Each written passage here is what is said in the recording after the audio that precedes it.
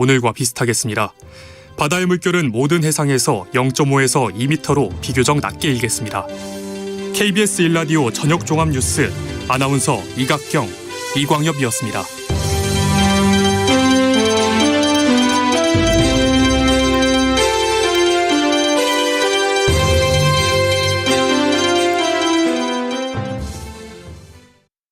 지금 시각은 7시 20분입니다.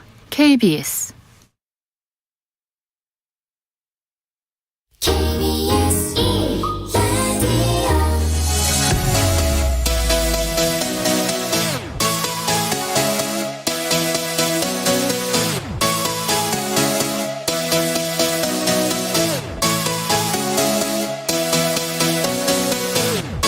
KBS 열린 토론.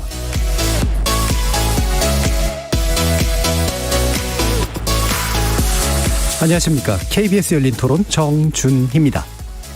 전기요금 안 오른다 하다가 그럼 안 오를 수 없는 구조인데 안 오른다고 하니까 강제로 지금 묶어놓은 상태잖아요. 한전이 공기업이다 보니까 적자가 나더라도 계속 굴러가고 있는 상황이고 그 적자를 세금에서 메우고 있는 상황이니까 뭔가 이 정책적인 변화가 있어야 될 것 같고 국민들한테 정확하게 이야기를 하고 상황에 대해서 이야기를 하고 좀 기간을 길게 보고 점진적으로 올리면 가능하지 않을까. 더 안 올라갔으면 좋겠다는 생각입니다. 지금까지는 내고 있는 게 있으니까. 그런데 여기서 만약에 더 올린다 그러면 좀 부담이 되지 않을까. 몇 프로를 올리든 사람들이 느낄 때는 전기료가 지난달에 비해서 많이 올랐다는 느낌이 들면 기분 나쁜 일이기 때문에 안 그래도 가뜩이나 주머니 사정이 안 좋은데 얼마나 올리느냐에 따라 다를 것 같긴 한데 다른 게 지금 안 그래도 많이 나가는 게 많은데 전기요금까지도 많이 올라버리면 조금 부담이 될 것 같긴 해요. 10,000원 정도면은 그래도 낼만하다? 한 5,000원 미만으로 올랐으면 네. 원전으로 가야죠. 태양열 뭐 이야기를 하지만 지금 현재 원전을 대체할 만한 에너지는 없을 거예요. 저는 일단 원전 자체가 탄소 배출 관련해서 정말 문제가 없는 건지에 대한 뭔가 있어야지 될 것 같아요. 그러니까 원전 자체가 ESG 측면에서 이게 문제가 된다 안 된다에 대한 명확한 답이 아직 없는 걸로 알고 있고 그렇다 그러면 조금 더 안전하게 원전을 관리할 수 있는 방법을 강구해야 되지 않을까 하는 생각이 있어요. 거리에서 만나본 시민들의 목소리 어떻게 들으셨습니까? 오늘 이야기 나눌 주제는 커지는 전기요금 인상 압박 해법은입니다. 이달부터 4인 가구 전기요금이 평균 2,000원가량 오르게 되는데요. 서민 가게에 부담이 가지 않을 수 없는 금액이지만 최근 에너지 가격의 상승폭과 5조 원을 넘긴 한전 부채를 고려할 때 인상폭이 그렇게 높았다고 보기도 어렵습니다. 코로나19 장기화와 높은 물가에 신음하는 국민을 위해 전기요금을 되도록 올리지 않겠다는 게 현 정부의 입장. 또 오는 5월 출범할 새 정부의 전기요금 정책 기조 역시 이와 크게 다르지는 않을 것 같습니다. 다만 현 70% 수준인 원전 가동률을 80%까지 높여서 전기요금 인상폭을 줄여보겠다고 하는데요. 세계 주요국들의 경우 전기요금 인상을 일부 허용하는 동시에 소비자가 내는 세금을 깎아주거나 전력회사에 보조금을 지급하는 방식을 취하고 있기도 합니다. 전기를 쓰는 수요자 입장에서야 요금이 싸면 쌀수록 좋겠지만 에너지 가격 정책에 대한 사회적 논의가 필요한 것도 사실인데요. 잠시 후 세 분의 전문가와 함께 현행 전기요금 제도의 문제점 짚어보면서 전기요금 합리화 방안 모색해보는 시간 갖도록 하겠습니다. KBS 열린 토론은 여러분이 주인공입니다. 문자로 참여하실 분은 샵 9730으로 의견 남겨주십시오.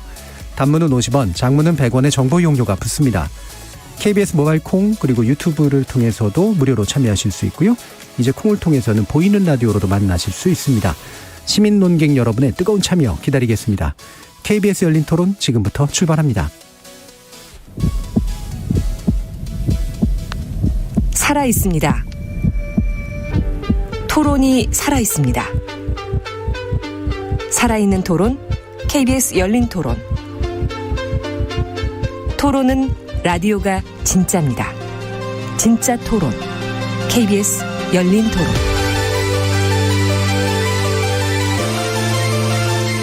오늘 함께해 주실 세 분의 전문가 소개하겠습니다. 이덕환 서강대 명예교수 나오셨습니다. 네, 안녕하세요. 석광훈 에너지전환포럼 전문위원 함께하셨습니다. 네, 안녕하세요. 그리고 정현재 에너지경제연구원 전력정책팀장 자리하셨습니다. 네, 안녕하세요. 자, 아까 말씀드렸다시피 이제 전기 요금이 결국은 이제 오를 수밖에 없는 그런 조건인 것 같은데 일단은 이제 킬로와트당 6.9원이 인상된다고 합니다.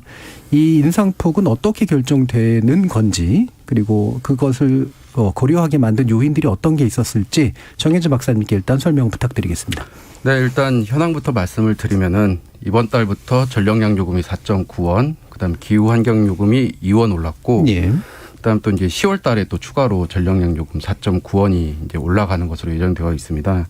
근데 사실 이거는 올해 1월 1일부터 이제 올랐어야 되는 건데 이제 저희가 뭐 코로나 때문에 많은 국민들이 또 네. 고생을 겪고 계시고, 그다음 뭐 물가 상승률도 고려를 해서 12월에 결정을 할 때 이거를 4월부터 적용을 하자. 그리고 이제 10월에도 또 추가로 이제 올리겠다고 한 것은 한꺼번에 많이 올리면은 소비자들이 부담되니까 이제 그렇게 결정을 했던 건데, 그럼 이게 어떻게 그 숫자들이 결정되는지 보면은 저희가 일단 뭐 나중에 또 천천히 설명드리겠지만은 연료비 연동제라는 것을 하고 있는데, 그거는 쉽게 말씀드리면 어떤 우리가 이제 기준이 되는 연료 가격이 있고, 그러니까는 전기요금 사전에 우리가 비용이 얼마나 드는지를 한번 계산을 해보고 그걸 토대로 이제 전기요금을 산정을 하는 거거든요, 이론적으로.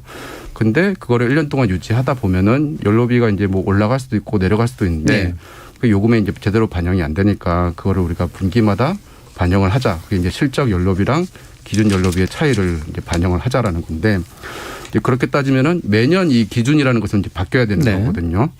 그래서 이제 그 저희가 직전 1년, 그러니까는 12월에 결정할 때는 그 전에 1년 기간 동안에 연료비가 어떻게 변했는지를 보니까는 이제 그때도 많이 올랐습니다. 그래서 뭐 석탄, 그다음에 천연가스 같은 경우에는 각각 한 21%씩 올랐고, 비중이 작긴 하지만 벙커 CU도 뭐 30% 이상 올라서 이걸 계산을 해봐서 이제 9.8원을 올릴 필요가 있다라고 이제 된 거고, 그다음에 이제 기후 환경 요금 2원이 오른 거는 저희가 이제 그 전기요금 내는 것 중에는 여러 가지 요소들이 있는데, 우리가 이제 최근에 우리가 이제 뭐 친환경 에너지원으로 전환하는 과정에서 비용이 많이 든다 이런 말을 많이 하지만 사실 국민들은 그 비용을 잘 모르거든요. 우리가 이제 뭐 이제 친환경 에너지원으로 가는데 비용이 많이 드는데 그 비용을 잘 모르니까는 그걸 좀 따로 떼어내서 보여주면은 소비자들이 좀 알 수 있지 않을까. 예를 들어서 우리가 이제 관리비 고지서에서 관리비가 그냥 총액 20만 원으로만 나오면은 소비자들이 이게 어떻게 정해진지 모르니까는 그것들을 좀 이제 제대로 보여주자 해서 예. 그 비용인데, 그게 이제 계산을 해보니까는 그 전년보다 한 뭐 킬로와트 시당 2.0원 정도 올라갈 요인이 있다라고 해서 이제 결정이 된 겁니다. 예. 그러니까 친환경 쪽이라고 하는 건 친환경으로 전환하기 위해서 들어가는 어떤 자금이 있는데 그 자금을 위해서 이제 일정 부분씩을 이제 소비자가 부담하게 만드는 네, 그 돈인 맞습니다. 거고요. 그걸 원래 부담하고 있었는데 예. 그거를 따로 떼어내서 이제 보여줬다. 예. 이렇게 이해를 하시면 되겠습니다. 알겠습니다. 그런데 전기요금 연료비 연동제 아까 말씀을 주셨는데 네.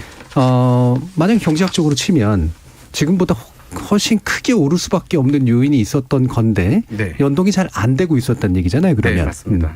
그 부분에 대한 설명도 좀 부탁드릴게요. 그러니까 이게 그러니까 작년 1월부터 도입이 된 제도인데, 그때는 저희가 코로나 초기에는 예. 유가가 많이 낮았으니까는 그런 걸 반영해서 3원을 낮춰줬는데, 그 다음에 이제 계속해서 연료비가 이제 많이 올랐었거든요.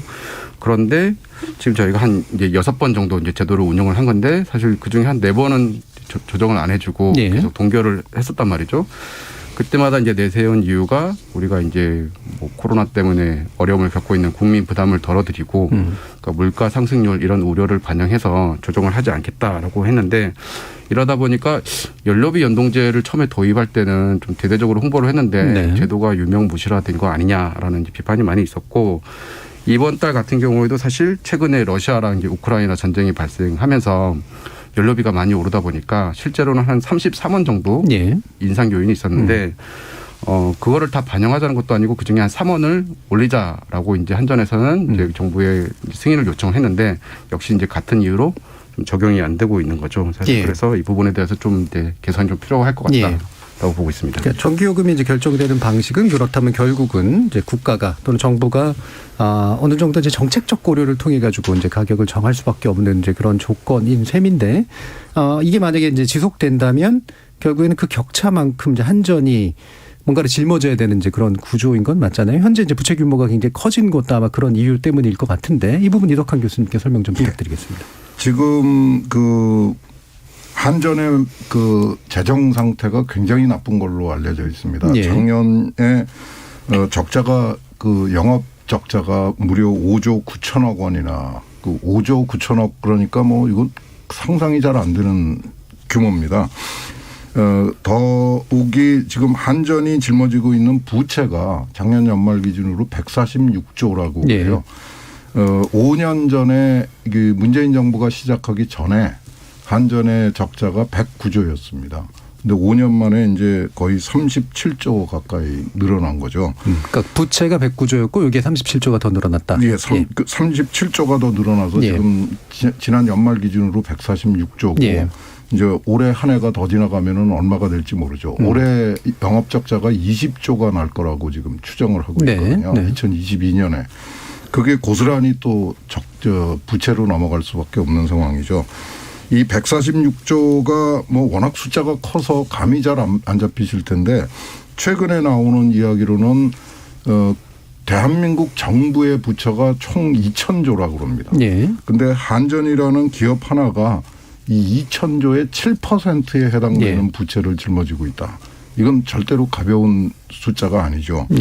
이건 어떤 식으로든지 해소를 시켜줘야지 한전이 정상적으로 운영이 될 거고 경영이 될 거고 소비자들이 전기를 안심하고 쓸 수 있는 거죠. 제가 오다가 잠깐 찾아봤는데 3년 전에 고성 산불이 아주 크게 일어났지 않았습니까? 이게 한전이 이 송배전 선로를 제대로 관리하지 못해서 일어났던 재앙이었습니다. 근데 그 손해배상도 지금 못 해주고 있는 형편이에요. 3년 전에 일어난 일인데. 그런 정도로 지금 한전의 경영 상태가 굉장히 위험한 수준이다. 이거를 그냥 끌고 가주면 괜찮겠지만은 한전은 공개되어 있는 공기업이고 더군다나 뉴욕 증시에까지 상장이 되어 있습니다. 이렇게 경영 상태가 악화되고 재정이 나빠지면은 이 회사에 대한 그 심각한 문제가 발생할 수밖에 없고 그러면 우리나라의 에너지 정책 자체가 아주 심각하게 위협받게 되는 거죠.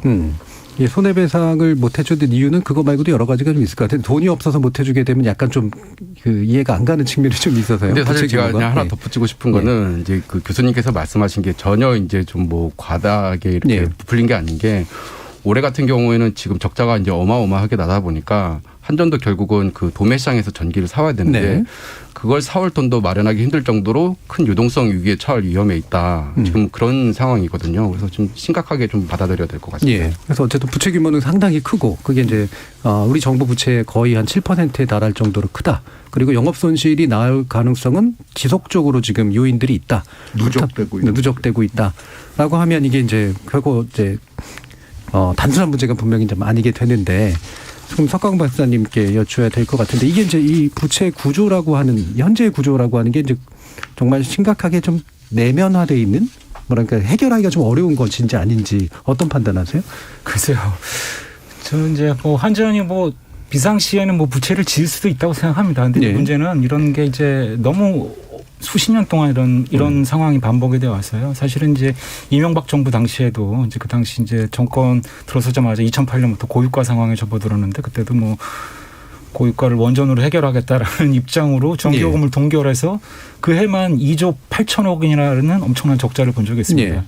근데 그런 식으로 근데 전기요금을 정치권이 이제 이렇게 동결을 하다 보면은 이제 그 효과는 그 부작용은 당장은 좋아 보이는데 그 부작용은 이제 나중에 가서 결과적으로 이제 한전이 여러 가지 설비의 좀 부실이라든가 그 발전소 예방 정비를 건너뛴다거나 또 최근에 우리나라 지금 대통령 인수위에서 나오는 것처럼 원전 이용률을 높이겠다라는 주장도 나오는데요. 그 당시에도 똑같은 정책을 제시했습니다. 그래서 그런 식으로 이제 원전을 많이 운영을 해서 이걸로 전기요금을 동결하면은 해서 해결한다라는 식의 취지는 결과적으로는 결국은 조삼모사다. 결국 그 한전의 부채를 나중에는 납세자들이 또 국민들이 결과적으로 다 메꿔줘야 되는 문제이기 때문에 그 문제에 대해서 우리가 그냥 단순하게 이렇게 인기영합주의적으로 이렇게 접근해서는 안 될 것 같다는 생각이 듭니다. 그럼 이제 전반적으로 세 분 모두 우리나라 이제 그 전기에 대한 이제 요금 결정 구조가 분명히 문제가 있고 그게 계속해서 한전의 어떤 감당할 수 없는 부채를 좀 키우고 있는 구조를 가지고 있다라고 하는 면에 대해서는 대략 일치하시는 것 같고요.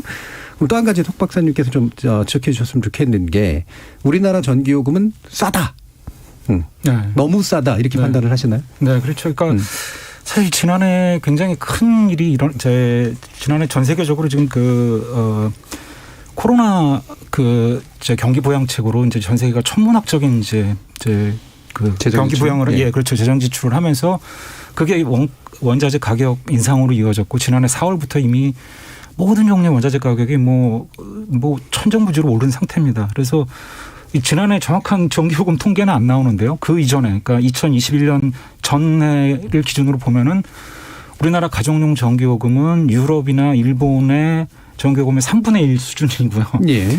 산업용은 그나마 약간 개선이 되는데 그래도 여전히 OECD 평균의 약 한 70-80% 정도로 저렴한 편입니다. 예. 근데 지난해 것까지 반영을 하면 아마 그보다 훨씬 큰 격차로 좀 벌어지지 않을까 생각이 됩니다. 예. 그러면 산업용에 관련된 얘기 그 격차는 사실 뒤에서 좀 더 전기요금 결정 구조하면서 좀 더 다시 한번 좀 얘기를 해보도록 하고요. 그래서 이제 전기요금 자체를 합리화한다는 얘기는 결국은 좀 현재보다 높여야 된다는 얘기일 테고 그다음에 뭔가 이렇게 인상 요인과 연동성이라고 하는 거 이런 것들도 좀 확실하게 좀 확보해야 된다 이렇게 이제 읽히는데 이 부분에 대한 판단들도 한번 또 그럼 들어보도록 하죠. 이덕환 교수님 어떤 입장이신가요? 예, 이 합리화라는 말은 듣기는 좋은데 속을 들여다보면 굉장히 복잡하죠. 특히 지금 현재 시점에서 합리화라는 말은 참 꺼내기가 불편할 정도로 내용이 복잡합니다. 특히 지난 5년 동안 저희가 귀 따갑게 들었던 게 에너지 전환을 하더라도 탈원전이나 에너지 전환을 하더라도 전기요금의 인상 요인이 없다는 거를 삼척동자도 알고 있다. 이 말을 5년 동안 산업부 장관이 반복적으로 세뇌를 시켜놨어요. 그런데 5년 지난 결과는 그렇지 않다는 거를 우리 모두가 알고 있는 상황이죠. 근데 그 5년 동안 누적되어 있던 인상 요인을 어떻게 해결할 건가? 이게 첫 번째고요. 그다음에 이제 우리 국민들 사이에 갈라치기라는 게 있습니다. 가정용과 산업용 이 거대한 두 이익 집단이라고 그럴까요? 이해관계를 어떻게 해소할 건가? 이런 것도 문제가 되고요. 그다음에 이제 또 소위 말해서 기저 전원이라고 부르는 원전, 석탄, 화력 이런 거 하고 또 태양광, 풍력, 수소 이런 신재생하고의 이 믹스의 문제 이런 것들을 한꺼번에 다 풀어낼 수 있는 묘책을 찾아야 되는데 그게 합리성이죠. 근데 그게 말처럼 그렇게 쉬운 거는 아닙니다. 그러니까 실타래를 하나씩 풀어가야 되는데 이거를 우리가 얼마나 끈기 있게 정말 참을성 있게 그 문제들을 하나씩 풀어갈 수 있겠느냐 하는 데에서 굉장히 좀 걱정스럽습니다. 일단 이제 큰 규모로 보면 이제 전력원을 어디로부터 이제 얻어낼 것인가에서 다양한 전력원들의 적절한 환급 비율을 찾아야 되고, 그렇죠. 그것을 이제 요금이 이제 실제로 이것이 어떻게든 이렇게 되면 인상될 수밖에 없느냐 아니냐 문제에 대한 판단해야 되고, 그 부담을 누구한테 떠넘길 건가 하는 것에 그 합의가 필요합니다. 그리고 또 한 가지 중요한 말씀 주셨습니다만 가정용과 산업용 사이 격차가 너무 큰데 가정용의 관점에서는 산업용 왜 안 올리냐 그러고 산업의 관점에서는 사실 그게 이유가 있다라고 얘기하는 문제를 또 어떻게 풀 것인가. 요게 이제 세 가지로 크게 압축을 해 주셨어요. 자, 그러면은 정현재 팀장님은 또 어떤 생각이실까요? 일단 합리화에 대해서 그러니까 이거는 우리나라뿐만 아니라 이제 해외 다른 나라에서도 전기요금을 결정할 때 어떻게 정할 것인가, 어떻게 정하는 게 바람직한 것인가 고민이 많은데 이제 크게 이제 5가지 원칙 정도로 이제 요약을 하고 있는 것 같습니다. 그래서 첫 번째가 이제 경제적 효율성, 그러니까 비용이 발생하면 그 비용을 회수할 수 있는 수준으로 요금을 결정을 해야 된다. 그게 이제 사회적으로 바람직하다. 그다음에 이제 형평성. 이 형평성이라는 것은 이제 소비자 간에 이제 차별을 두지 않아야 된다는 건데 이 형평성이라는 개념은 단순히 모든 소비자에게 똑같은 전기요금을 부과하자는 게 아니라 어떤 그 비용을 유발하는 요인이 다르니까 그거를 반영해서 합리적으로 이제 다르게 설정을 해야 된다라는 거고, 세 번째가 판매 사업자 안정성. 그 사실은 단순히 지금 우리는 이제 네 번째 원칙이 소비자의 어떤 요금의 안정성인데 우리나라는 어떻게 보면 소비자의 안정성만 좀 강조를 하고 있지만 해외에서는 이 판매 사업자의 안정성도 되게 중요하다고 보고 있다. 그 이유는 사실 그 전력 산업, 전력 정책에서 가장 중요한 가치는 제가 봤을 때 이제 안정적으로 전력을 공급하는 것이거든요. 그러니까 우리가 온실가스 감축도 있고 기후위기 대응도 있고 여러 가지 이제 고려해야 할 것들이 많지만은 전기가 사실 제대로 공급이 되지 않다면 그런 것들이 사실 좀 무의미하다. 저는 이제 극단적으로는 그렇게 말씀을 드리고 싶은데. 예. 근데 우리 같이 공기업으로 운영되는 체제에서 이 판매 사업자가 돈이 없어가지고 제대로 이런 전력 공급을 못한다는 것은 사실 문제가 있기 때문에 그거를 그래서 균형 있게 고려할 필요가 있다. 일단 마지막으로 뭐 소비자 만족도를 이야기하는데 그런 관점에서 보면 우리는 좀 이제 그런 그 공기업의 어떤 재무적 구조 이런 거에 대해서 너무 좀 이제 가치를 덜 두고 있는 거 아닌가라고 생각이 들고. 그다음에 우리는 아시다시피 그 전력을 공급하는데 생산하는 데 들어가는 에너지의 대부분을 해외에서 수입을 하고 있거든요. 그래서 우리가 이제 공짜로 전기를 이제 공급받는 게 아니기 때문에 소비자들이 좀 이제 합리적으로 전력을 소비할 수 있도록 유도하는 이제 어떤 시스템이 필요한데 그게 이제 합리적인 가격 체계가 제일 중요한 역할을 할 수 있다라고 보고 뭐 한전이 공기업이니까 전기요금을 그래도 어쨌든 싸게 유지하는 게 바람직한 거 아니냐라고 이제 할 수 있는데 아까도 말씀드렸지만은 결국 거기서 발생하는 적자, 부채 이런 거는 우리가 요금으로 내지 않으면 결국 또 세금으로 부담해야 되는 거기 때문에 언젠가 예전에는 저희가 뭐 이야기를 할 때 우리가 지금 전기요금을 제대로 내지 않은 거는 미래 세대가 부담을 해야 됩니다라는 말들을 많이 이제 했었는데 저는 이제 그게 좀 바뀌었다고 생각을 하거든요. 지금 안 내는 거는 미래 세대가 아니라 바로 우리가 그냥 지금이 아닐 뿐이지 뭐 좀 멀지 않은 미래에 다시 부담을 해야 될 것 같다. 지금 이제 그렇게 바뀌었다고 봅니다. 예, 여러 가지 얘기를 해주셨지만 4가지 요인 얘기해 주셨지만 결국은 이제 제가 무리하게나마 요약하자면 지금까지는 소비자들 싸게 쓰게 하고 싶어서 만들어진 구조인데 이게 궁극적으로는 공급의 안정성을 굉장히 떨어뜨리고 있다. 네. 이 문제를 해결해야 된다. 이제 이런 얘기로 이제 요약이 될 수 있을 것 같습니다. 석광훈 위원님은 어떠세요? 네, 저는 이제 앞서 그 말씀해 주셨던 일단 우리가 잘못된 고정관념부터 하나 좀 고쳤으면 좋겠는데요. 이게 우리나라 이제 일반 국민들 중에서 이제 가정용은 비싼데 산업용이 너무 저렴하다. 그래서 가격 차이가 너무 크다. 이제 그래서 형평성이 안 맞는다라는 말씀을 하시는 분들을 이제 자주 보게 되는데요.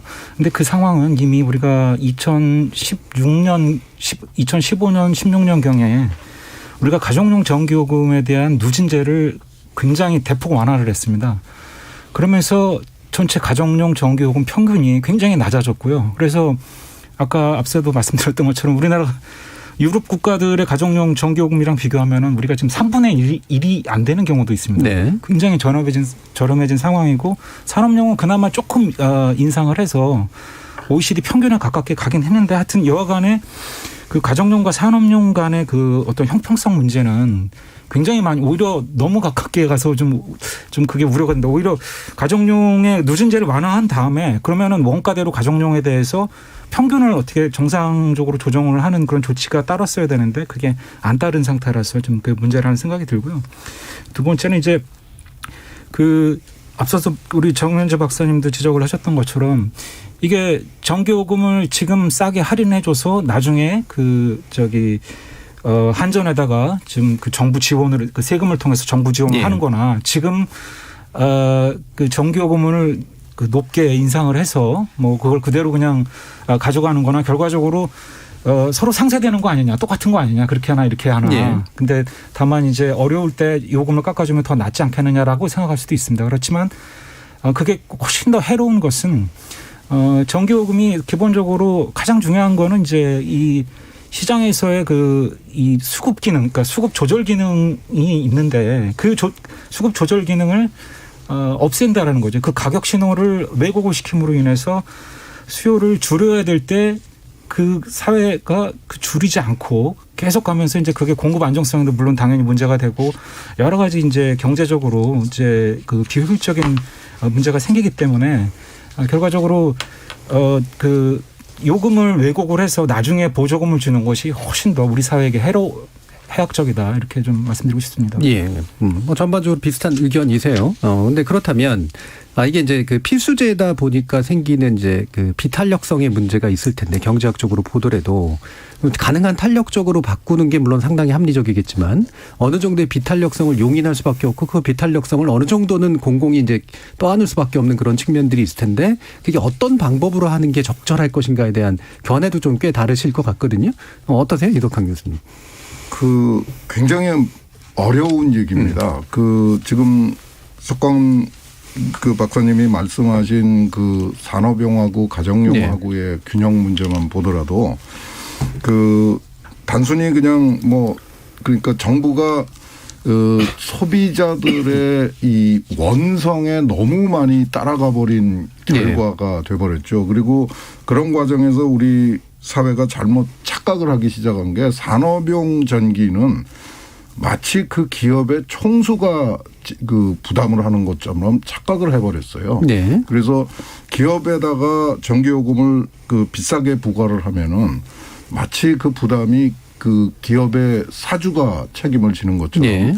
근데 사실은 그렇지 않죠. 그게 고스란히 소비자들한테 부담으로 돌아오고 그 기업의 경쟁력으로 그 경쟁력 강화로 떨어지게 되는 거죠. 네. 그리고 이 탄력성이라는 게 참 그 말처럼 쉬운 거는 아닙니다. 지금 아까 말씀하셨던 것처럼 지금 전기요금을 싸게 쓰고 나중에 보조금으로 그 보상을 해 주는 거하고 지금 적정 수준으로 올리는 거하고의 큰 차이가 하나가 낭비적 요소입니다. 네. 싸게 공급을 해 주면은 어쩔 수 없이 그 낭비가 발생하게 되고 그 부담까지 같이 우리한테로 떠넘어오는 거죠. 그러니까 정말 좀 냉정하게 상황을 파악하고 여기서 가장 중요한 게 아마도 투명성일 것 같습니다. 이게 팩트다라고 얘기했을 적에 모두가 그 동의하면서 그 팩트를 기반으로 해서 이야기를 할 수 있어야지 되는데 지금 전기요금 원가 산정에서부터 소비량에 이르는 모든 데이터가 불확실합니다. 아무도 신뢰를 하지 않는 상황이에요. 그래서 네. 이 투명성 또는 탄력성을 이야기하기 전에 그 기본 데이터의 투명성을 확보하기 위한 노력이 먼저 있어야지 그 객관적으로 동의할 수 있는 자료를 기반으로 해서 이 탄력성을 얘기를 할 수가 있는 거죠. 네. 지금은 그게 안 돼 있기 때문에 얘기를 해도 접점을 찾을 수가 없는 그런 상황입니다. 예. 제가 이제 경제학적으로 탄력성 얘기한 부분이 이제 말씀하신 것처럼 이제 투명성이 있어서 그래서 원가가 이제 제대로 납득할 정도로 공개가 되거나 이제 공유가 되고 그럼 원가가 올라가면 그 올라간 만큼 가격도 올라가야 되고 가격이 올라가면 그래서 소비량이 떨어져야 되고 이게 이제 이 구조인데 그렇죠. 이 부분이 이제 잘 안 되고 있다는 거잖아요. 그래서 어느 정도까지 그러면 맞춰줘야지 이 부분은 해결을 가능할 것인가? 그럼 석광 위원님 의견도 좀 주시죠.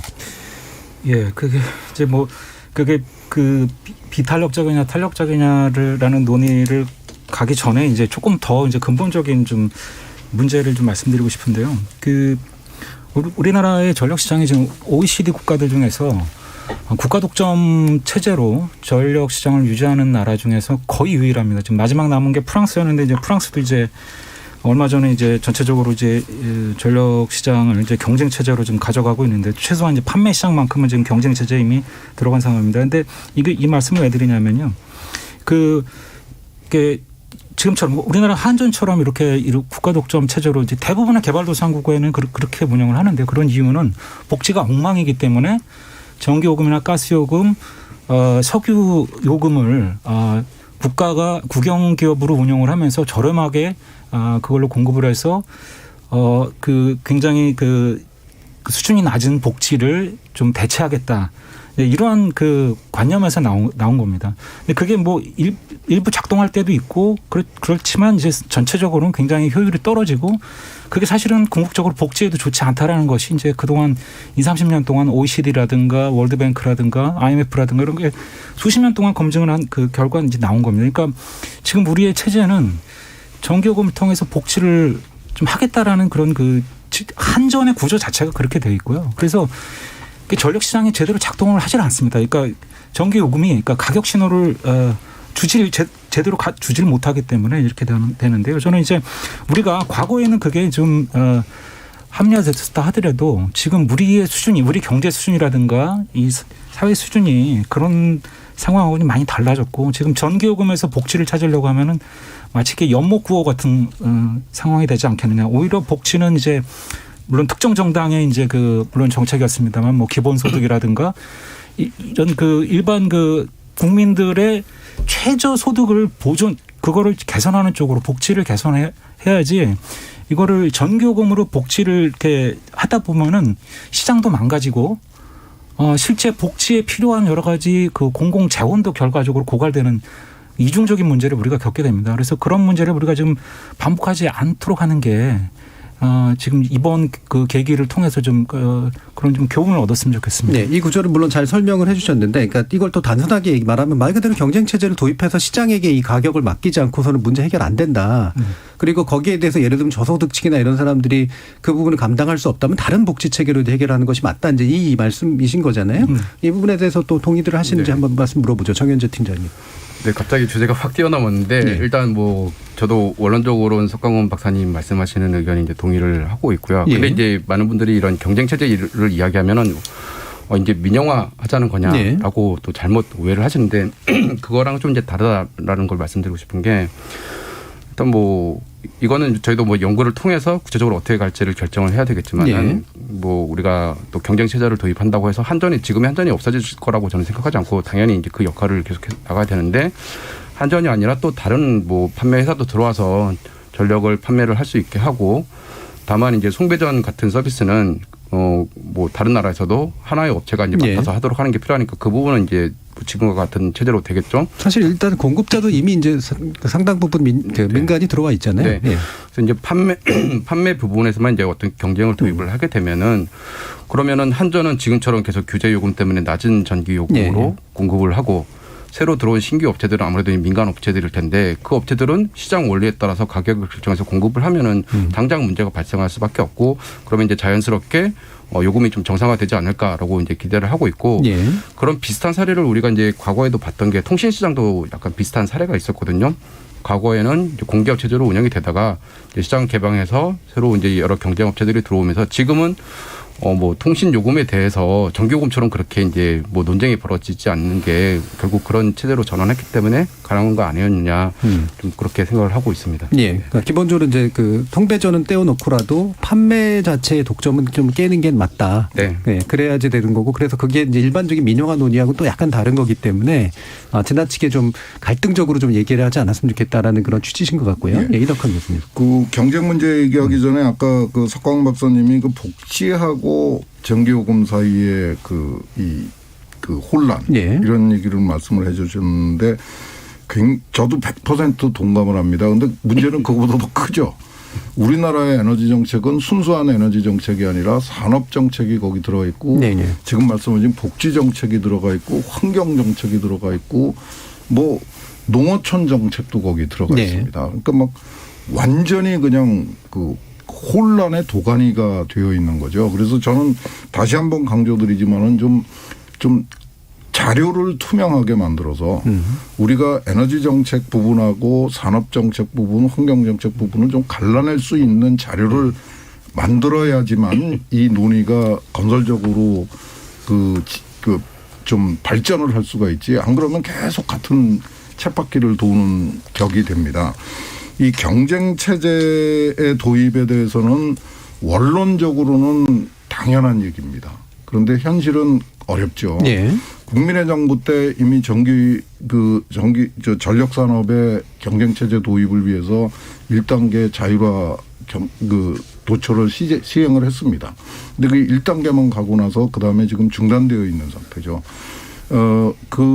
우리가 이제 남의 제도를 베껴오는 일에는 좀 신중해야 될 것 같습니다. 우리는 그 다른 나라하고 특별히 다른 부분이 있죠. 규모가 물리적으로는 작으면서 그 실제로 전기 소비량에 있어서는 상당하면서 그러면서 또 외부하고 철저하게 단절되어 있는 전력 섬의 상태고 특히 전기의 특성이 참 골치 아픕니다. 이거는 100% 실시간 생산, 실시간 바로 소비를 만들어서 바로 써야 되는 그런 특성을 고려한 경쟁 체제 도입이라는 게 말처럼 쉬울 수가 없는 거거든요. 지금 뭐 전력 생산 업체를 다양화했다고 그러지만은 사실은 다 같은 통 속에 들어 있는 게 여전히 현실이고요. 그래서 그리고 또 해외 사례를 보더라도 경쟁 체제를 잘못 도입해 가지고 오히려 더 혼란에 빠진 경우도 적지 않습니다. 미국의 텍사스도 그런 케이스였고요. 그래서 뭔가 전력 시장을 좀 투명하고 이 객관화시킬 수 있는 시도가 필요한데 네. 한전의 독점 체제만으로는 참 어려움이 많다는 거는 우리가 수십 년 동안 경험해 본 그 진실이고요. 그 해결책이 무엇인가에 대해서는 저는 우선 다시 한번 반복해서 말씀드리지만 우리가 공유할 수 있는 자료를 먼저 만들어 놓고 지혜를 찾아내야지. 예, 예. 그냥 남이 이렇게 했는데 우리도 한번 해보자 하는 식으로 따라가서는 성공할 가능성이 굉장히 낮다. 네네.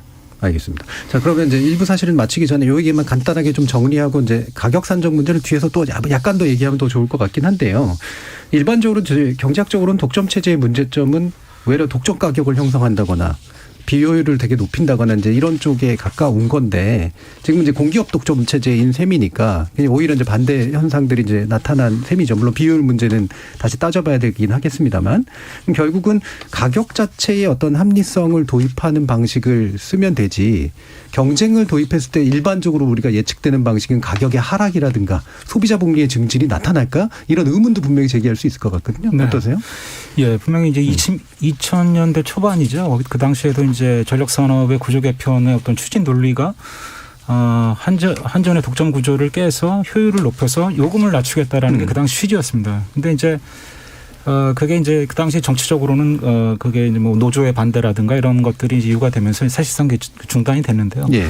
지금의 전력산업 구조 개편이 필요하다라는 거는 이제 OECD에서 전력산업 구조 개편을 이야기하는 나라가 더 이상 없습니다. 왜냐하면 이미 다 구조 개편을 했기 때문에 다 우리랑 가까운 일본도 2016년에 이미 이제 경쟁 체제로 들어갔고요. 현재는 우리가 경쟁 체제로 가야 되는 이유는 요금을 낮추기 위해서가 아니라 지금 이제 온실가스 저감이라든가 이런 우리가 지금 또는 여러 가지 이제 이런 해외에서 여러 가지 이제 유가라든가 이런 원자 재난이 왔을 때 우리가 얼마나 이걸 유연하게 대처할 수 있느냐 이런 것들을 감안했을 때 실제 원가를 반영시켜야지 우리의 실질적인 경쟁력을 가질 수 있는 거기 때문에 경쟁 체제로 가야 된다 이렇게 저는 말씀드리고 싶습니다. 그러니까 예. 전기요금이 아마 올라갈 가능성이 더 높다. 예. 당분간은. 근데 그게 지금 그런 개혁을 하지 않으면은 우리가 그동안 지난 5년 동안 탄소 중립이라든가 온실가스 정책이라든가 수많은 말들을 했지만 다 공문구라는 거죠. 가격이 근본적으로 가격 기능을 갖지 못한 시장에서는 아무리 좋은 정책들이 나와도 사상 누각에 불과하다. 알겠습니다. 그런 취지에서 우리가 이 경쟁 체제에 대해서 좀 고민을 해야 된다 이렇게 말씀드리겠습니다. 결국 이제 경쟁 방식이든 아니든 간에 기본적으로 현재 문제의 본질은 정치가 가격을 결정하도록 하게 만드는 그런 구조고 어떤 이념을 가지고 있는 정부건 간에 사실은 마치 이제 옛날 왜 빵값만 되게 싸게 해준 그런 해서 만족 주는 것처럼 그런 식으로 이제 조삼모사 방식으로 문제를 해결할 수밖에 없다라는 점에 대해서는 동의하실 거라고 생각을 하고요. 일부 내용은 이 정도에서 일단 좀 마치고 가격 산정 구조의 합리성을 어떻게 좀 더 높여볼까라는 부분 2부 시작하면서 다시 한번 좀 논의해 보도록 하겠습니다. 정희진 문자 캐스터. 네, 지금까지 청취자 여러분이 보내주신 문자들 소개합니다. 김선호님. 모든 것은 순리대로 가야죠. 국제유가, 석탄 가격이 다 오르는데 국내 전기요금만 동결한다고 하면 나중에 더 큰 문제가 되지 않을까요? 3312님. 한전은 왜 뼈를 깎는 자구책은 모색하지 않고 그저 세금이나 올리는 안일한 방식만 추구하려고 하나요? 성과급 잔치하는 임원들이 많은 걸로 아는데 중견 기업 정도로 임원들 연봉부터 깎아야 하지 않나요? 3377님. 경남도민입니다. 전기요금 올려야 합니다. 헌데 원전 더 건설하려면 서울 경기도에 좀 지으세요. 전기는 그쪽에서 가장 많이 쓰면서 원전은 왜 남부지방에만 건설합니까? 우리는 불안합니다. 1179님. 대기업에는 요금을 깎아주고 방만한 운영으로 인해 발생한 대규모 적자는 공공요금 인상을 통해 메꾸려 하다니 국민들을 너무 무시하는 처사입니다 해주셨고요. 7733님. 전기를 더 싸게 생산할 연구는 안 하고 가격 인상을 통해 구조를 맞추려고 하는 정책에 맞는지 서민들은 화가 납니다 라고 보내주셨네요. 네, KBS 열린토론 이 시간은 영상으로도 생중계하고 있습니다. 유튜브에 들어가셔서 KBS 일라디오 또는 KBS 열린토론을 검색하시면 지금 바로 토론하는 모습 보실 수 있습니다. 방송을 듣고 계신 여러분이 시민논객입니다. 계속해서 청취자 여러분들의 날카로운 시선과 의견 보내주세요. 지금까지 문자캐스터 정희진이었습니다. 토론이 세상을 바꿀 수는 없습니다. 하지만 토론 없이 바꿀 수 있는 세상은 어디에도 없습니다.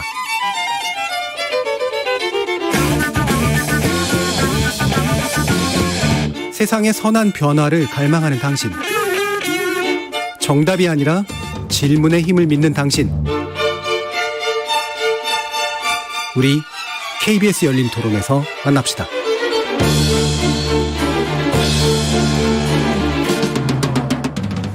KBS 열린 토론, 커지는 전기요금 인상 압박 해법은이라는 주제로 석광훈 에너지전환포럼 전문위원, 정현재 에너지경제연구원 전력정책팀장, 이덕환 서강대 명예교수 이렇게 세 부대 전문가와 함께하고 있습니다. 아까 청취자 문자 소개된 내용 가운데 좀 공통적으로 읽히는 몇 가지가 좀 있어서요. 물론 뭐 가격 인상해야 된다라는 말씀도 하시지만 이런 말씀들을 하시잖아요. 한전 방만 운영하고 막 성과급 잔치 해놓고 너희들 돈 다 가져가고선 왜 합리적으로 좋은 싸게 전기를 공급하려고 하지 않느냐 이런 얘기를 해주셔서 이거를 어느 분이 말씀 주시는 게 좋을지 모르겠지만 뭐 한전을 대표하시진 않는데 정인대 팀장님 혹시라도 이 부분에 네. 오해가 있거나 그렇다면 좀 말씀을 좀 주시죠. 네, 뭐 제가 한전을 대변하기 위해서 나온 건 아닌데 예. 그래도 뭐 이제 저도 이제 한전 분들을 좀 몇 분 아는데 지금 이제 문자 메시지를 듣고 나니까 네. 성과급 잔치할 때 저도 좀 끼워주시니 왜 본인들만 이렇게 하셨나? 잔치를 못 하셨군요. 예. 근데 제가 이제 말씀드리고 싶은 거는 예. 이런 성과 뭐 이게 심정적으로는 되게 좀 그럴듯해 보이긴 하는데 네. 사실 그렇게 큰 요인은 아니다라는 거. 일단 뭐 인건비 성과급 뭐 이런 게 항상 전기요금 이슈가 될 때마다 기사가 나오지만은 예. 그 전기를 만들어서 공급하는 과정에서 들어가는 원가에 보면 이제 비춰보면은 그 비중은 아주 미미하다. 결국 에너지 가격, 원료의 가격이다. 왜냐하면 전기요금 총괄 원가 중에 거의 한 80%가 이제 예. 재료비거든요. 예. 일종의 이제 그 전기를 공급하기 위해 들어가는 과정에서 발생하는 비용이기 때문에 물론 이제 뭐 열심히 일하고 방만한 경영 안 하고 비용 절감하려는 이제 노력을 보여주면은 이제 그러면은 이제 소비자들도 조금 이제 이해를 하실 수는 있겠지만은 사실 이거는 지금 이제 이야기되고 있는 어떤 전기요금 관련 문제의 본질은 좀 아니다라는 예. 걸 말씀드리고 싶고, 그다음 두 번째로 그렇다고 해서 그러면은 지금 뭐 한전 그리고 이제 한전을 규제하는 정부 입장에서도 그런 노력을 안 하고 있느냐, 전혀 그렇지 않거든요. 그래서 이제 지금 재료비가 제가 한 80% 든다고 예. 말씀드렸는데 그 외의 비용을 그럼 어떻게든 줄이기 위해서 노력을 하고 있고, 실제로 아직 발표되지는 않았지만 제가 알고 있는 정보에 따르면은 한전에서도 나머지 비용들을 절감하기 위한 노력을 해가지고 네. 과거 대비 그런 부분에 이제 비용을 좀 상당 부분 절감을 한 걸로 이제 알고 네. 있습니다. 하지만 그럼에도 불구하고 연료 가격이 워낙 많이 오르다 보니까 네. 그게 지금 이제 뭐 해결책이 안 되고 있는 상황인 거죠. 네. 사실 연료 가격이 오르면 눈에 팍 보이는 게 우리는 주유소에서도 보이고 비행기 탈 때 보면은 유류 할증이 이제 확 달라지는 그런 거로 보이지만 이제 전기요금에서는 사실 그걸 잘 못 보기 때문에 생기는 문제도 있는 것 같은데 아까 이덕환 교수님께서 이게 최대한 투명성을 좀 해서 자료를 좀 제대로 좀 놓고 좀 고민해야 된다라는 말씀을 주셨는데 에너지 요금을 그럼 독립기구에서 그런 자료의 바탕으로 해서 합리적으로 결정하면 되지 않아? 라고 하는 의견도 있는 것 같아서요. 예. 이런 부분에서 어떻게 판단할지 좀 말씀 주시죠. 우선 지금 현재의 그 전기요금 산정 방식이라고 하는 게 예. 정부에 의해서 주도적으로 사실은 밀실에서 그 산정하는 거죠. 예. 누가 어떤 기준으로 뭐 어떻게 산정하는지를 전혀 책정하는지를 알 수 없는 구조로 되어 있는 게 가장 심각한 문제입니다. 그러니까 그 과정에서 정치적 논리 또는 포퓰리즘적 요소 또는 뭐 그 여러 가지 다양한 이해관계들이 마구 복합적으로 작용해서 아무도 그 내용을 알 수 없는 뒤죽박죽인 상태가 현실이니까 그거를 좀 해소하기 위해서는 독립적인 그 가격 책정 기구가 있어야 된다 하는 원론적인 얘기는 저도 동의를 합니다. 그런데 이제 다시 또 똑같은 얘기를 반복을 하지만은 그 독립적인 기구가 사용할 수 있는 자료가 무엇인가가 가장 중요한 거죠. 네. 특히 전기의 경우에는 소비자의 입장에서는 그냥 똑같은 전기입니다. 그런데 공급자의 입장에서는 원가가 다른 전기가 한 송전선로를 통해서 소비자들한테 공급되고 있는 거죠. 이게 소위 말해서 전력 믹스라고 하는 건데요. 아까 지금 그 정현재 박사님께서는 연료비의 요소를 말씀을 드렸지만은 지난 5년 동안 우리가 경험해본 팩트는 뭔가 하면은 이 이 소위 말해서 전력 그 믹스 어떤 전원을 얼만큼 활용하느냐에 따라서 전기요금에 엄청난 편차가 생길 수 있다는 거를 아주 명백하게 체감을 했거든요. 그러니까 이 전기요금 책정이라는 문제는 단순히 원가가 얼마니까 전기요금을 어떻게 얼마로 책정하겠다의 문제뿐만 아니라 그 안에서 이 가장 현실적인 전력 믹스의 비율까지도 그 관여할 수 있는 권한을 가지고 있어야지 된다. 그래야만 이게 정말 책임과 그 권한이 같이 가는 그런 전기요금 책정이 가능해진다. 그런 요소도 좀 말씀을 드리고 그러니까 싶습니다. 좀 쉽게 말하자면 싼 연료 내지 싼 어떤 전기를 싸게 만들 수 있는 방법의 비중이 높으면 가격이 싸지는 거고. 그 대신에 이제 또 다른 부작용을 걱정해야 되는 환경 거죠. 문제라든가. 환경적이나 안전에 대한 문제를 고려해야 되니까 그거를 균형을 맞출 수 있는 권한을 가지고 있어야지 된다는 거죠. 그 부분은 상당 부분 이제 아마 에너지 정책에 또 연관된 문제라서 이 독립기구가 이제 그 정도 권한까지 갖고 있을 수 있을까라는 의문도 물론 생기실 수 있을 것 같은데 뭐 관련해서 좀 말씀 주시죠, 석광훈 의원. 네, 그 독립규제를 뭐 만들어야 된다, 그러니까 또 강화해야 된다라고 하는데 우리가 이미 지금 전기위원회라는 기관이 있습니다. 그런데 지금 현재 실제 운영되는 방식은 산자부의 일종의 자문기구처럼 산자부가 결정한 사항에 대해서 일종의 좀 사실상 그냥 거수기 효과를 그 거기 관계자분들께는 죄송하지만 실질적인 어떤 규제 권한은 갖고 있지를 못합니다. 그럴 수밖에 없는 게 그게 시장의 수준과 좀 같이 성장할 수밖에 없기 때문인데요.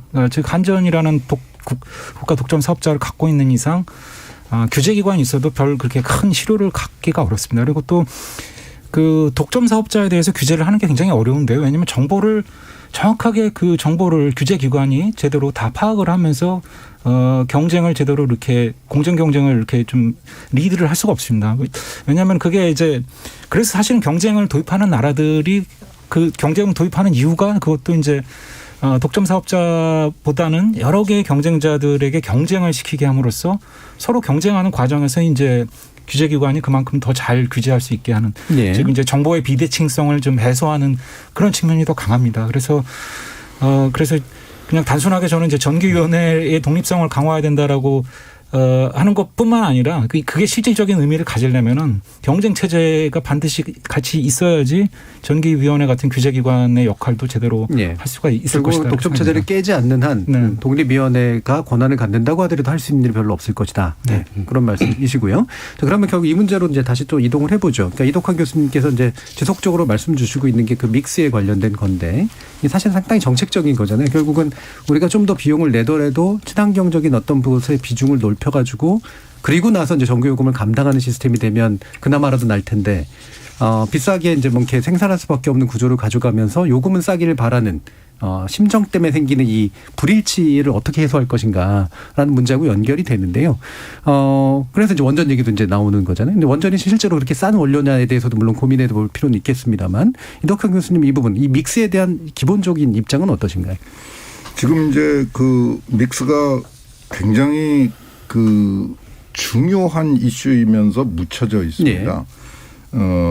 어떤 의미에서는 지난 5년 동안 정부에 의해서 이 이슈가 덮여져 왔었다고 볼 수도 있는데 그 에너지 믹스를 결정하는 그 가장 중요한 요인은 경제성, 환경성, 안전성입니다. 이 세 가지 중에 어느 하나도 무시할 수 없고 어느 하나도 독점적으로 중요하지 않습니다. 세 개가 다 중요한 거죠. 아무리 환경적으로 좋고 안전하다고 그래도 값이 비싸면 그림의 떡이 될 수밖에 없는 거고요. 그 경제성이 반드시 환경성이나 안전성을 무시하는 요소가 될 수도 없는 겁니다. 그러니까 그거를 잘 합리적으로 판단하는 노력이 필요한 건데요. 지금 현재 이제 두 가지 문제를 우리가 해결해야 된다고 봅니다. 지난 5년 동안 누적시켜 놓은 이 인상 요인을 어떻게 시급하게 해소할 거냐.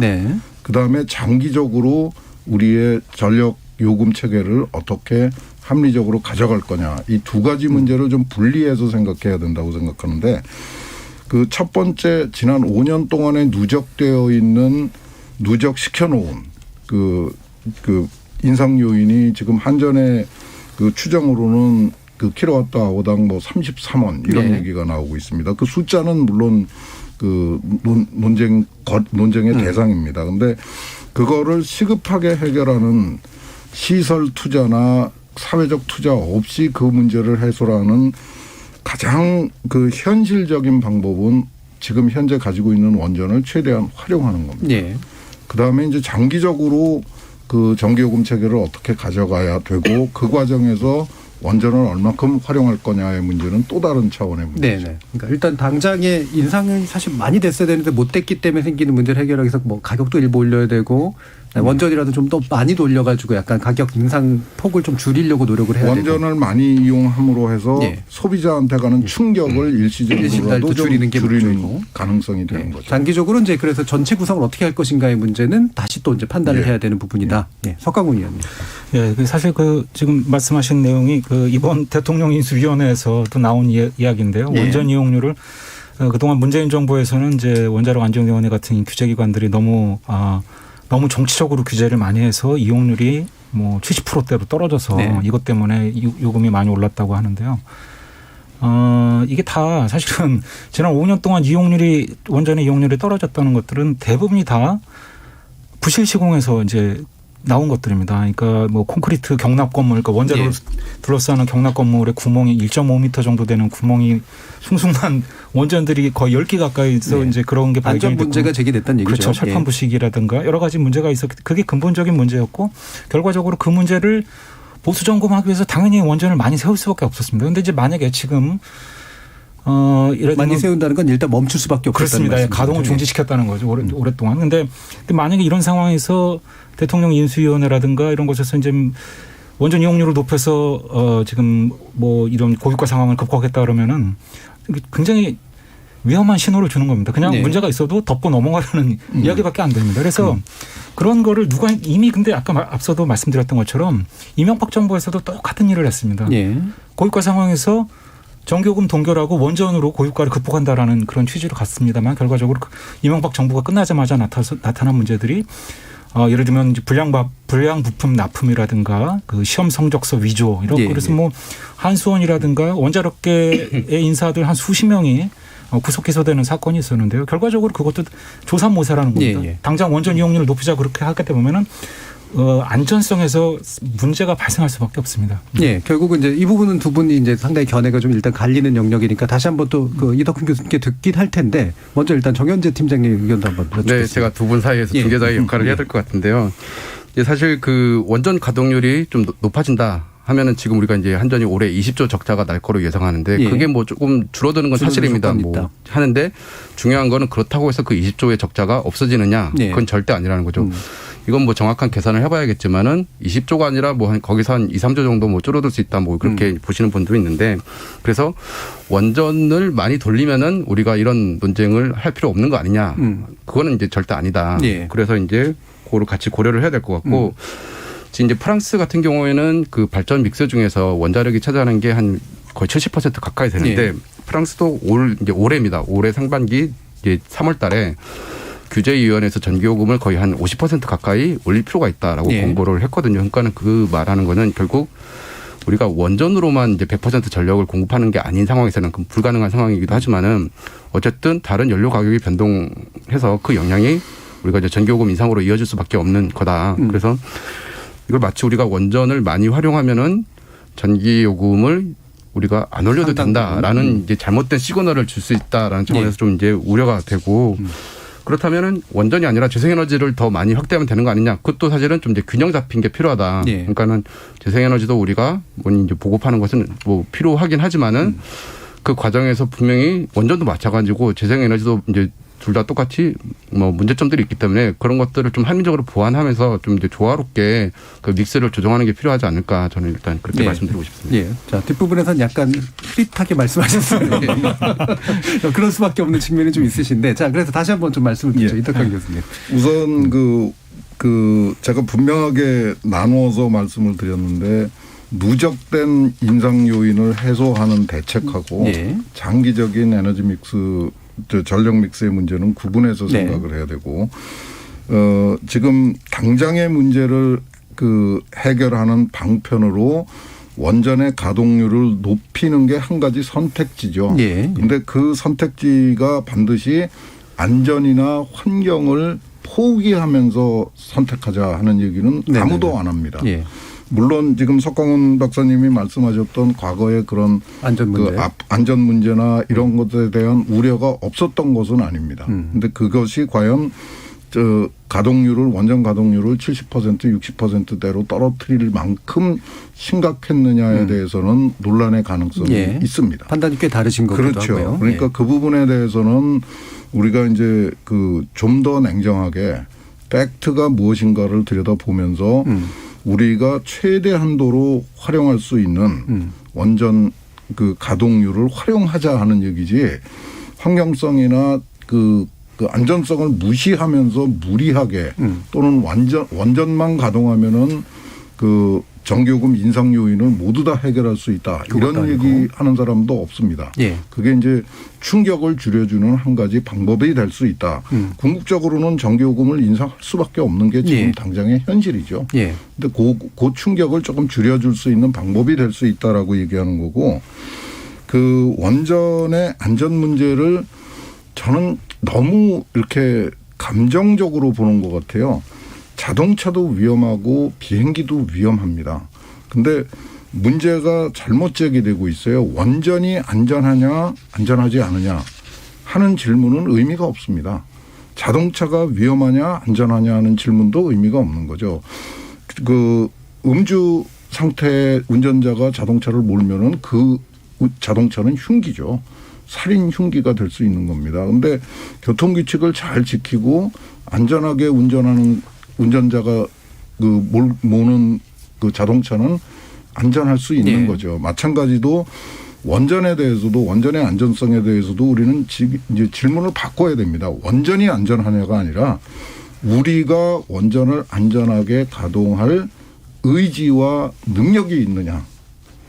얼마만큼 안전하게 할 수 있느냐의 문제를 봐야 된다는 말씀이신 거죠. 질문을 우리의 책임으로 돌려야지 마치 우리는 아무 책임이 없고 원전 자체가 무슨 권한을 가지고 있는 것처럼 이렇게 이야기를 끌고 가는 것이 우리를 더 혼란스럽게 하는 것 같습니다. 그러니까 우리가 원전을 이용해야 된다는 상황에 직면하게 되면은 우리 사회가 논의해야 될 거는 우리가 과연 어떤 방법으로 어떤 제도와 어떤 기술을 이용해서 원전을 우리가 만족할 수 있을 만큼 안전하게 또 친환경적으로 활용할 수 있겠느냐 하는 문제에 노력을 해야지. 원전 자체의 안전성을 가지고 정말 의미 없는 논쟁을 계속하는 거는 전혀 도움이 되지 않는다. 이렇게 말씀드리겠습니다. 뭐 얘기가 자칫하면 이제 좀 너무 커질 수 있을 것 같아서 그냥 초점에만 좀 맞춰주시면 좋겠는데 핵심은 이제 사실 정말 얼마나 안전한지 부분에 대해서 잘 모른 채 억눌러 왔다라고 이제 지금 말씀하신 거니까 그 부분에 대한 말씀 부탁드립니다. 네, 그건 이제 오히려 이 교수님께서 지금 정치적인 쟁점들만 주로 이제 봐오셨기 때문에 그렇게 보이실 텐데요. 실제로 지금 원전의 안전 규제를 실질적으로 결정하는 집단은 지금 정치권에서 좀 주로 이야기되는 원자력 안전위원회라는 그 사무처 조직이 아니라 사실은 한 300여 명으로 구성된 이제 원자력 안전기술원이라는 그 엔지니어들이 있습니다.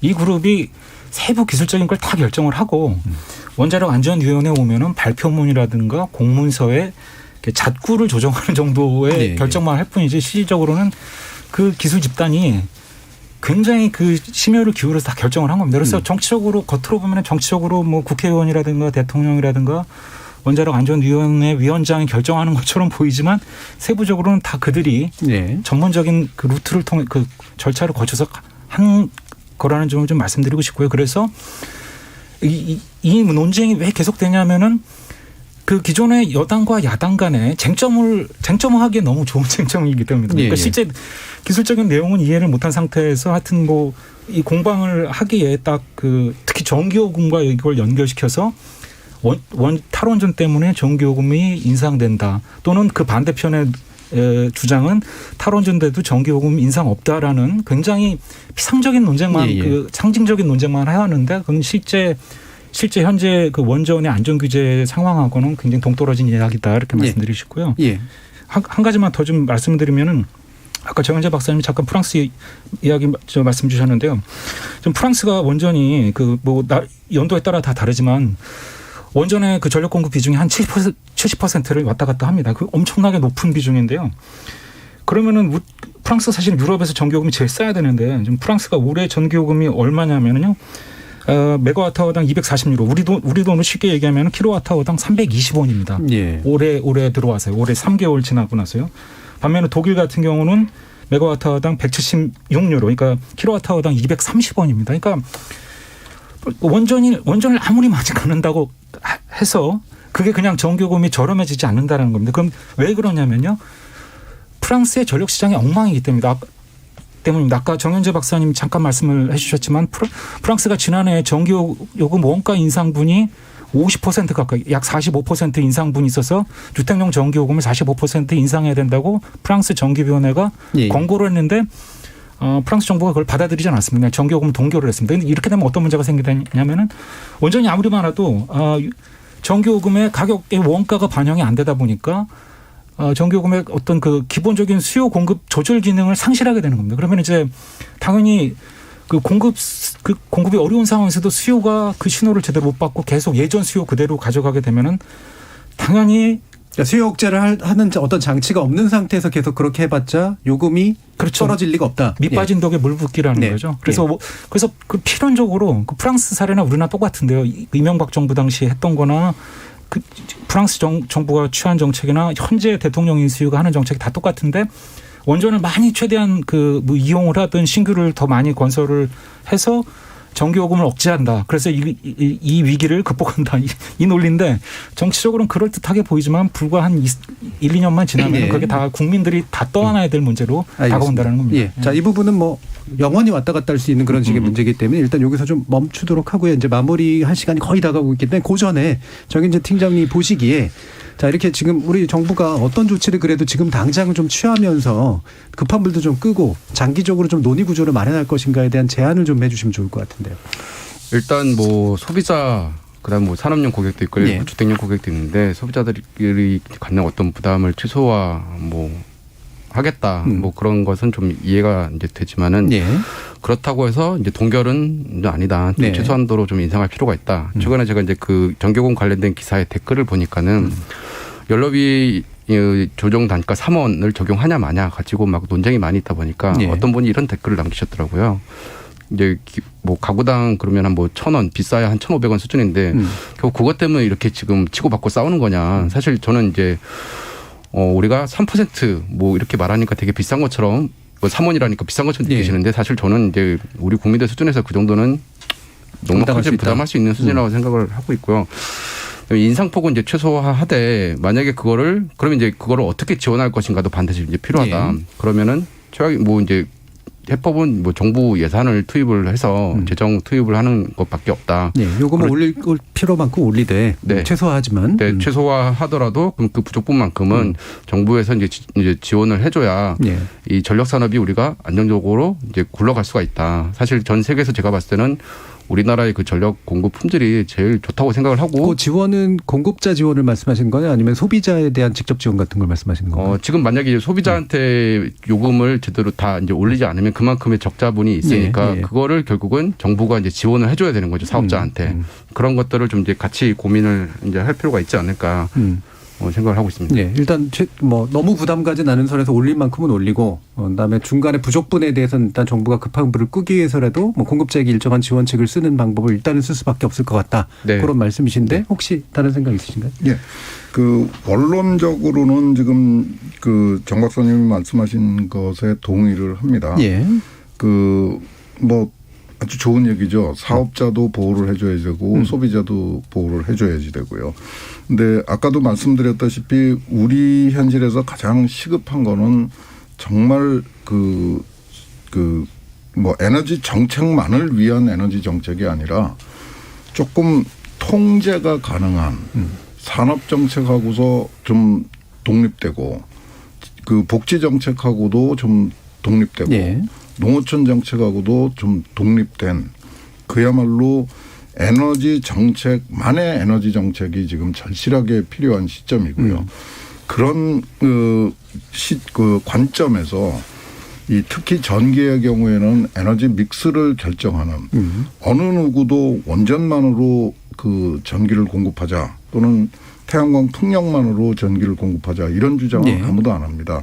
우리가 활용할 수 있는 모든 기술을 충분히 검토해서 객관적으로 검토해서 안전성과 환경성과 경제성을 모두 평가해서 합리적인 선택을 하자 하는 건데 지금 원전에 대해서 그 거부감을 가지고 있는 분들도 계시고 과도하게 그 원전을 옹호하는 집단이 있는 것도 사실입니다. 그런데 지금 이 전력 문제하고 관계돼서 가장 시급하게 해결해야 될 것이 원전의 안전 관리를 위한 정부의 조직 체계가 완전히 무너졌다. 아까 지금 원자력 안전원을 굉장히 그 능력 있고 제대로 돌아가는 기관으로 말씀을 하셨지만은 그 위에 원자력 안전 위원회가 자리 잡고 있고 이 원자력 안전위원회가 아무 이유 없이 신화를 1, 2호기를 거의 1년 가까이 지금 가동을 못하게 하고 있는 그 형편이거든요. 그러니까 이 원자력 안전위원회가 제대로 작동할 수 있는 그런 환경을 만드는 게 무엇보다 시급하고요. 다시 한번 말씀드리지만 객관적이고 투명한 자료를 생산하는 노력이 무엇보다 시급하다. 알겠습니다. 다시 한번 강조드리겠습니다. 다른 두 분께도 1분씩 마무리 발언 좀 부탁드리겠습니다. 네. 전 방금 말씀하셨던 거 관련돼서 이제 하나의 좀 해외 사례를 한번 좀 대안으로 한번 좀 말씀드려보겠습니다. 지금 벨기에나 프랑스나 지난해 그 주택용 전기요금 원가 인상분이 둘 다 45% 정도로 나왔습니다. 그게 올해 2월 달에 이제 발표되는 건데요. 프랑스는 앞서 정 박사님 말씀하신 것처럼 그냥 요금을 동결을 했습니다. 그냥 45% 인상이 돼야 되는데 4%만 인상을 해서 이제 우리 상황이랑 거의 비슷하고요. 벨기에 똑같이 옆에 있는 나라인데 벨기에는 어떻게 했냐면은 그 45% 인상분에서 일부 세금에 대해서는 이제 세금에 그 감액을 해주되 대부분의 원가를 그대로 요금에 반영하고 그 대신 모든 가구당 100유로씩을 지급했습니다. 100유로 우리 돈으로 약 한 15만 원이 채 안 되는 돈인데요. 그렇게 큰 돈은 아니지만 그 같은 조치를 취한 것은 그만큼 전력 시장이 제대로 그러니까 그 전기의 어떤 그 가격 기능이 수급 조절 기능이 제대로 돌아가게 하면서 또 동시에 복지로 해결해야 될 거는 결과적으로 정부가 국민들에게 직접 보조 형식으로 가는 게 이제 바람직하다 이렇게 해서 지금 간 건데요. 저는 이제 그게 우리나라에 지금 최근에 그 논의됐던 뭐 기본소득 문제라든가 이런 것들과도 연결이 되고요. 그래서 복지와 시장을 확실하게 분리하는 체제로 가는 게 모두에게 바람직하다 이렇게 말씀드립니다. 계속해서 강조해 주신 내용 다시 한번 말씀 주셨고요. 정현재 팀장님까지 듣겠습니다. 네, 간단하게 일단 오늘 너무 원전에 포커스가 맞춰져서 좀 이제 아쉬운 것 같고요. 사실은 이제 그보다 더 중요한 이슈들이 많은데, 그다음에 두 번째는 프랑스 이야기하면서 조금 이제 그 청취자분들께서 오해를 하실 것 같아서 이제 동결을 하긴 했지만은 그에 따른 사업자의 손실은 이제 프랑스에서 뭐 세금 감면, 그다음 뭐 다른 방법들을 통해서 사업자를 이제 보조해주고 있다. 이제 그거 말씀드리고 싶고, 그다음 오늘 이덕환 교수님께서 어떤 자료 이런 그 정보의 투명성을 많이 말씀을 해주셨는데, 뭐 극단적으로는 총괄 원가를 산정하고 이런 것들이 밀실에서 이루어졌다라고 말씀하시는데 전혀 그렇지 않다. 이미 그 과정들을 투명하게 공개를 하고 있고. 사실 자료도 이제 얼마든지 원하면은 찾아볼 수 있게 되어 있고, 특히 우리가 새로 연료비 연동제를 도입을 하면서 이런 원가 검증의 어떤 객관성, 신뢰성을 제고하기 위해서 그런 노력을 많이 했다라고 좀 말씀을 드리고 싶습니다. 알겠습니다. 아쉬움이 많이 남으시겠지만 이 정도로 마무리해야 될 것 같은데요. 오늘 함께해 주신 정현재 전력팀장님 그리고 이덕환 교수님, 석광훈 위원님 세 분 모두 수고하셨습니다. 감사합니다. 네, 감사합니다. 지금은 전기를 저렴하고 안정적으로 쓸 수 있는 나라 그리고 시대에서 살고 있지만 저 개인적으로는 시도 때도 없이 단전되는 시대에도 살아봤고 눈물 쏙 빠지게 하는 가격으로 전기와 수도를 쓰지 않을 수 없는 죄다 민영화되어 있는 나라에도 살아봤습니다. 우리 미래의 세대를 생각해서 더 친환경적인 에너지를 더 많은 비용을 부담하고 더 적게 에너지를 소비하는 나라로 만들어야 한다고 믿지만 그런 시민적 협조의 결과가 또 에너지 사기업에게만 좋은 일 시켜서는 안 된다는 생각, 이런 마음들 어떻게 잘 풀어서 설득하고 해결해낼 수 있을지 궁금합니다. 지금까지 KBS 열린 토론 정준이었습니다.